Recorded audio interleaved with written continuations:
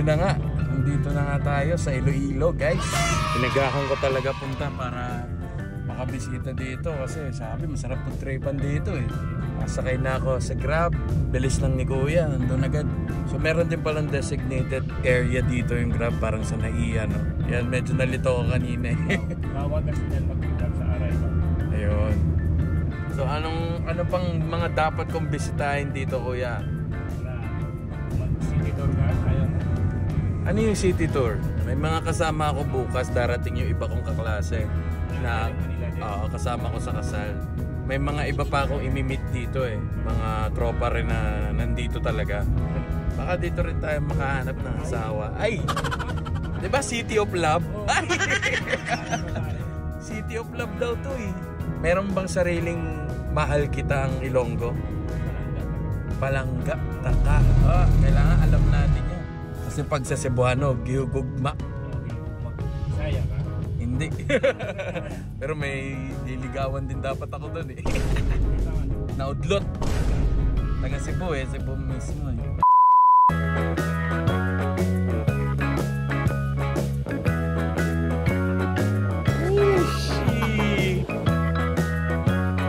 So, ito na. Subukan na natin.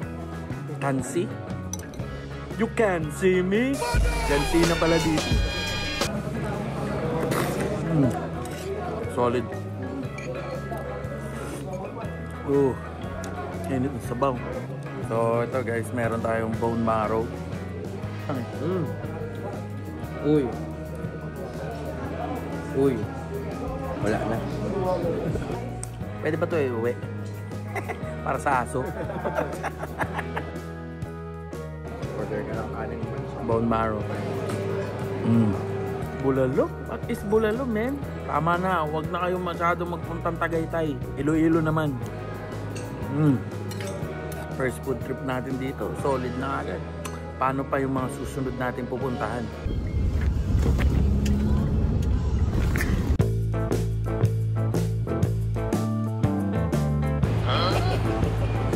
Dito na ako sa Iloilo. Gahanap kaming kape kasi wala pa akong tulog. At tapos lang namin kumain sa Tatay Andres. Sama ko si Kai. Kabatch ko nung college. Yes, sir. So, andito tayo ngayon sa SM Iloilo. Punta pa ako Iloilo para lang mag-SM. Ayos din. Lakas ang trip. Nandito nga pala ako sa Iloilo kasi attend ako ng kasal ng tropa ko. Tapos Sunday. Advance congratulations sa'yo, pare.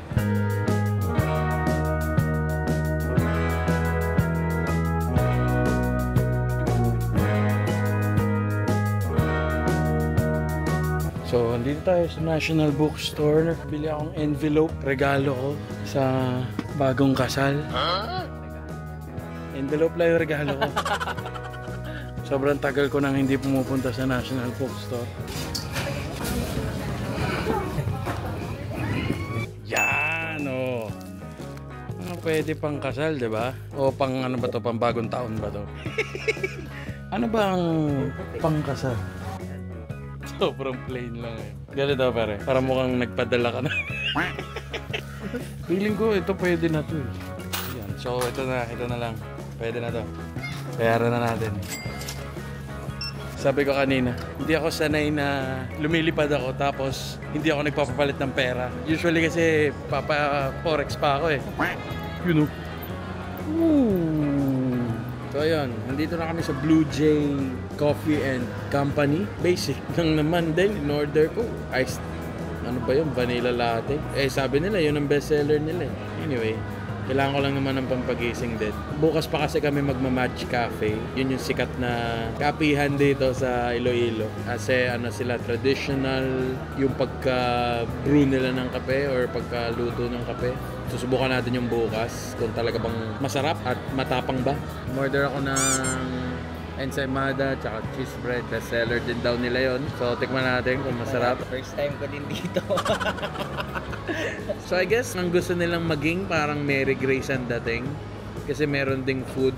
Tapos meron ding ensaymada tsaka cheese roll. So dun sila mako-compare.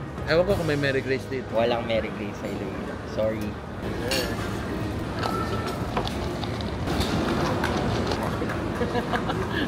Sa mga nakakakilala sa akin, di naman ako masyado mahilig magkape talaga. Pero kailangan natin magkape para gising tayo kasi sayang naman yung biyahe natin dito. Kung matutulog lang tayo. Ano ang plano natin today, Kai? Bumili ng nail cutter. Puntahan yung Calle Real. Yun yung street dito na wala na yung spaghetti wire. Sa underground na. Sino may gawa? More power! So, yun. Spaghetti wires. Hanapin natin sa underground. Subukan natin tong... Hindi ko pala na-videoan. Kamusta? Masarap? Namit gid. So, dito daw sa Iloilo. Namit gid ang sinasabi pagka masarap. Tignan natin. Ensaymada, guys. Basta. It's good. Pero syempre, hindi ko maiwasang i-compare sa Mary Grace, no? Ayaw ko na lang mag-talk. Sorry. Honest lang. Improve nyo pa. Pero okay naman eh. Cheese roll. Subukan natin. Masarap din. Oo, mas gusto ko yung cheese roll nila kaysa sa ensaymada. Pero kasi may nasubukan din akong okay pa na cheese roll. Actually, may isa pa. Aside from Mary Grace, masarap din yung Mylene's. Solid din yun. Walang tao yung mga batch ko eh. Ako, honest lang din ako. I agree. Ay, naantay namin mag 2 o'clock para sa check-in ko sa hotel. Hotel Del Rio. The first hotel in Iloilo. The first hotel. Di ba yun? Pero kailangan mong matry din yung mga bachoy, pansit molo, and kansi kanina. Nakapag-kansi na tayo. Anyway, yun na muna. Mamaya na ulit. So, andito kami ngayon sa may tinatawag nilang Calle Real.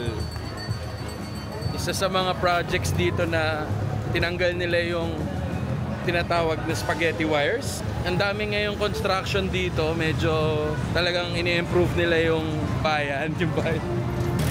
Medyo mainit. Woo! Pero tignan nyo naman. Wala na talagang wires.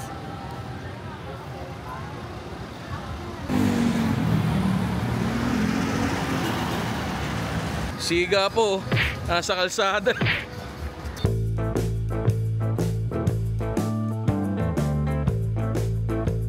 So makikita nyo guys, may mga construction dito kasi pinapaganda pa nila yung lugar. So ngayon pupuntahan namin yung famous Roberto's Siopaw. Sobrang laki daw ng siopaw na yon at masarap. Namit Gid.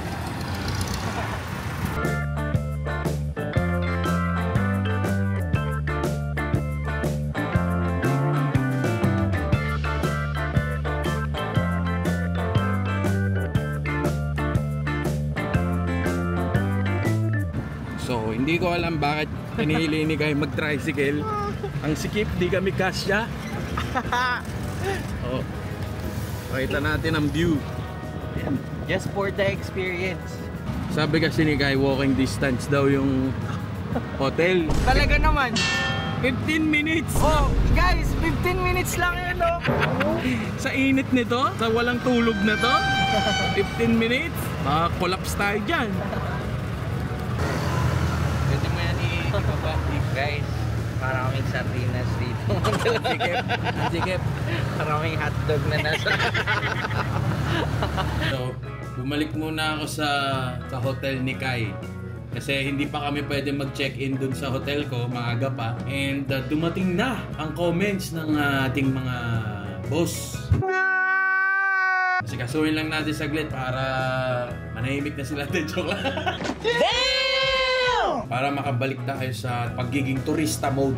Yan. Working mode muna tayo.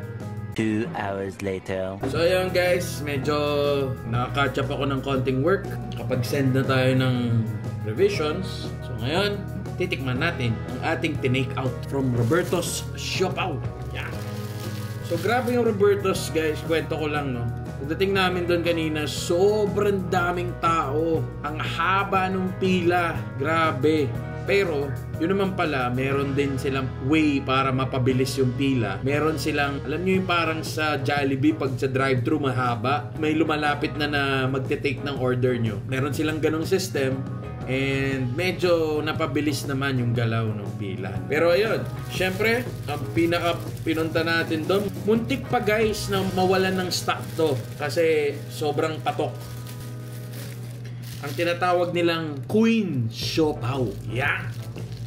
Queen Siopaw. Yung mga siopaw nila, may Queen, may King, regular, kung ano-ano pa. Tapos nakasulat din doon kung ano yung laman nun. And yung pinaka-bestseller nila or yung pinaka-sikat sa kanila is itong Queen. Queen Siopaw na kasing laki daw ng muka. Kasing laki ba ng muka? Baka makapal lang kasi yung muka ko. Pero medyo naman, no? Medyo malapit. Tikman na natin. Woo! Ang laki guys. Look at that. May init pa.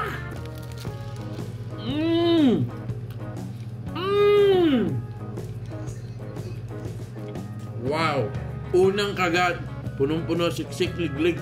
Guys, di ka nalugi dito guys. Kaya pala to sikat na sikat. Yung Queen Siopaw, ang laman niya ay bacon cheese sausage, chicken pork adobo with egg. Yun yung laman ng Queen Siopaw. Kaya pala. Grabe. Paano ka naman magda-diet kung taga Iloilo ka? Parang sobrang hirap naman. Sarap nga guys. Ang sarap talaga. So ito yung tinatawag nilang meatballs daw. So subukan din natin. Siguro ito sauce ng meatball. Lagay natin. Yoo! Kalat. Walang sinabi yung IKEA meatballs. Mas gusto ko to. Bastos yan. Masyadong masarap. Masarap. O, Batch, tikman mo rin itong meatballs. Promise.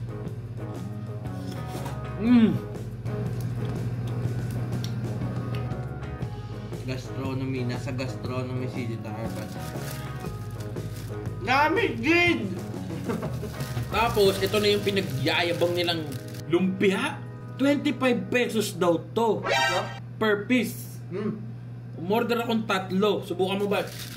Subukan. O baka sauce nito to. Baka. Yan natin. Cheers. Lumpia. Cheers. Bakit kaya mahal to?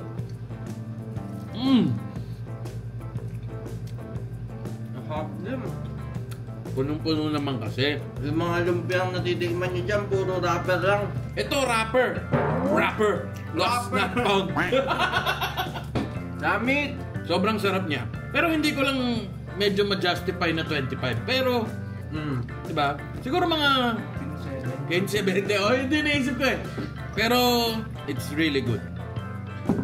Pero kung yung ulam mo siya sa kanin, parang baka 200 ka, hindi ka pa. Kasi, ang bilis niyang kainin, maliit lang eh. Pero, ang sarap. Sulit ang pila. Yun ang masasabi ko. Sulit yung pinila ko doon. Goods na goods. Roberto, Siopaw! Yo! Pagkatapos ng mga ilang minuto, makakapag-check-in na tayo sa hotel. See you there. Okay. We're here. Hotel Del Rio. Look at that. Look at that. Afternoon. Let's go. 504. Pero second floor, guys. Diba? Usually pag 5. Dito ko sa harap. Wow. Look at that. Look at this. 504. Wow. Pagkaakyat, guys. Dito na kagad. Special treatment ba to? So, ang dilim pa, no? Let there be light. Yun, no? So, room tour. Ito po yung CR. Ooh. What a nice. Tapos ito yung room. Ooh. Ooh. What a nice. Aircon. Yan ang pinaka-importante dyan. Ooh, may cabinet. Okay. So, what's up? Andito na si Jax. Kabatch namin ni Kai. Yes, sir. Yan ang aming taga dito na talaga sa Iloilo. Wala na ako magagawa. Balita ko, na in love sa Iloilo. Ay! Basta Ilongga, gwapa! Ay, patay tayo dyan. So, pupunta kami ngayon sa Iloilo Golf Driving Range. Ngayon lang tayo makakapalo dito sa Iloilo. Hihintay lang nga kami ng Grab. So, ayun. Mamaya, see you there. Yeah. So, ayun guys, we're at the driving range. We're gonna play a little bit. I brought my gloves. Brought my gloves.